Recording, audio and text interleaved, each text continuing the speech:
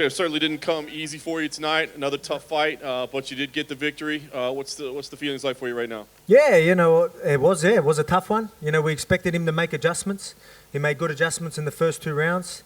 We started off that first round, we're like, oh, we're doing good. Then obviously he actually did what we actually expected him to, even with some of his attacks.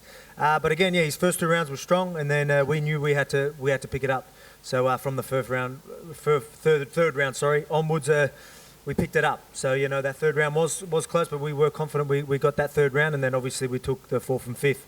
So yeah, tight fight, but when the judges were, the scorecards was getting announced, we were pretty sure we got the last 3. So happy with the win. To beat Max back to back like that, that's saying something. I'm happy to finish the chapter.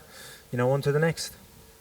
You said those 2 opening rounds, man, he looked maybe as good as he ever has. Mm-hmm. What's going through your head at that point? Because, I mean, he was having a lot of success, looked incredibly relaxed, and it looked like it might be a long night. Yeah, it was. Yeah, even for me, I was just way too relaxed, to be quite honest. And he was making good adjustments, and was hard for me to pull the trigger and things like that. But I mean, yeah, there was things that we had to work on, and then luckily my corner were talking to me, and he did things that we sort of expected him to do it, but it just took me a while till the third round to actually start getting things moving.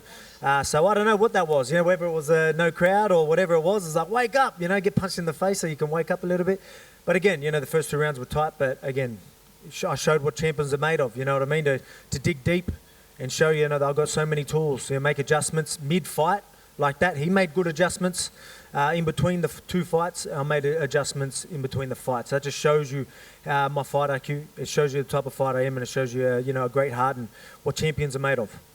Obviously, he's a popular figure, so there's a lot of people going, oh, he didn't win 3, 4, 5, but you guys said you were confident. So what would you point to in 3, 4, 5 to tell people this is why we banked those rounds? Yeah, well, obviously, 4th and 5th, I'm pretty confident. Most people would know I clearly won them. That third round was probably a little bit closer out of the 3 last ones.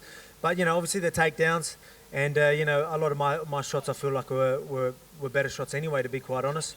But then first 2 rounds, again, I'm a realist. I'll tell you, I believe that, he started off well. But I come back from the third onwards. Again, I showed what champions are made of. This sport isn't easy. And sometimes you're going to be put in these positions, and only certain champions can dig deep like I did. And, again, I'm proud that I dug deep and got the job done and bring this back home to Australia and to my family. You said closing the chapter. I mean, certainly there'd be no need to do a third fight right now. Mm-hmm. But do you feel like you're done with them forever? Do you feel like maybe at some point down the line, because the fights were so close both times, that a third fight might be interesting? Oh, mate, look, you never know. Again, I'm not going to... Obviously, he's got to go through the ranking system again now. And, I don't think the first fight was close. This was probably closer than the first fight, but again, I got the job done. You know what I mean? It doesn't matter. I feel like I could have done a lot better, but I'm still showed that I'm the best fighter in the world, even today. So, I believe I finished that chapter. I don't know where he goes from here, whether he wants to move up, I don't know. But again, I done what I had to do, and I'm proud of that. And again, I bring this back home, so I get to bring that back to my family, and I've got my eye on these contenders, whoever it is, whoever's next. There's that top 5. They're about to fight each other, and I've got my eye on every single one of them. Last thing for me, I mean, you said you'll take on anybody, I guess. Is there a schedule? I mean, I'm sure you want to go home and enjoy your family a little bit, but how do you see things moving forward? I guess you're kind of tied to when you can fight because of this whole COVID situation, but what do you think the plan is for you? Well, we're back to full contact training back home, which is good. So now I can have, real camps, and, I can travel and do that as well. So I want to fight at the end of the year. Obviously get a real camp in. I'm not making excuses. No one had a real camp really, but I feel like I can definitely do a lot better, and with a full camp later on this year. Again, I'm going to keep proving myself as the best featherweight of all time. I really think I'm a few defenses away from a couple defenses away from that. I'm the best featherweight in the world right now, but I want to be GOAT. And you need title defenses to do that, and you need number 1 contenders to do that. So I've got my eye on every single one of them. Hopefully, we can see who's that number 1 contender before the year's out. Alex, in the first fight, you felt you won comfortably. Was there any doubt in your mind when the judges were reading out the scorecards tonight? I wouldn't say doubt, you know what I mean? Obviously, I trust my corners. They were saying that it's up to that third round. That third round was close. We think you've done enough, but we'll see. You know what I mean? So that's they're realists. They're going to tell me how it is. So I knew we had to see how it goes. I was pretty confident that I did enough in that third round, and the judges thought so as well. So again, this is a crazy sport. For you to come back from, being down and, not being able to get yourself going and then waking yourself up and being like, come on, you got a belt, you got to bring this belt back to your family. It shows you what type of a champion you are and shows you the heart, determination, and that's what it's all about. You know what I mean? I'm all about that. I'm all about that hard work. I'm all about determination, good morals, values, and all that type of stuff. And, I got to show that tonight. So, I'm proud of that. Do you think the slow start could be because of the time you had to fight? Mate, it was, again, I don't want to make excuses. That's not the type of person I am, but there was a few things. There was a few things that were a bit off, and I felt it. I definitely felt the changes. Getting woken up last night for USADA wasn't a great start. I don't know what was the go with that, but yeah, playing with my sleep fight night was pretty rude, I thought. But I mean, again, I'm not going to make excuses. What time did they wake you up? Well, I wanted to sleep because obviously we have to be up. I was getting up at like 2:30, 3 o'clock. That's what I wanted to do. So I've been sleeping at like 7.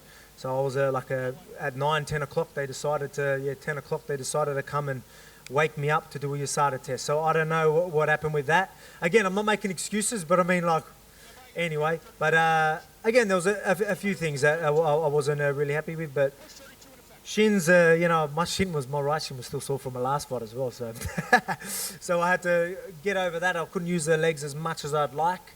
So it was hard to break his rhythm early. And, he adjusted to that pretty quick. But then I had to start using them anyway.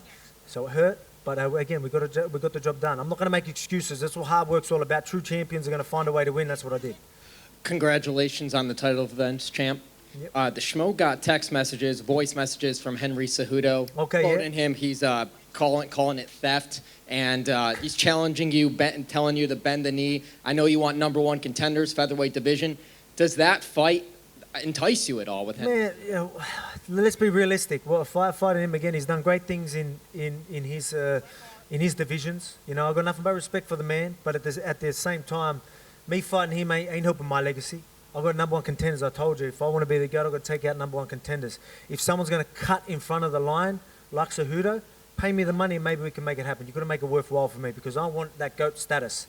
Taking Henry Cejudo doesn't really help that. I believe people are going to know I'm expected to win that. No disrespect to him, but this is a whole different league up here with these big boys. So, and I'll show that if that fight was to ever happen, I'll show him this ain't his division. And again, that's what people are going to know if I take him out in my division. Thanks for watching ESPN on YouTube. For live streaming, sports, and premium content, subscribe to ESPN+.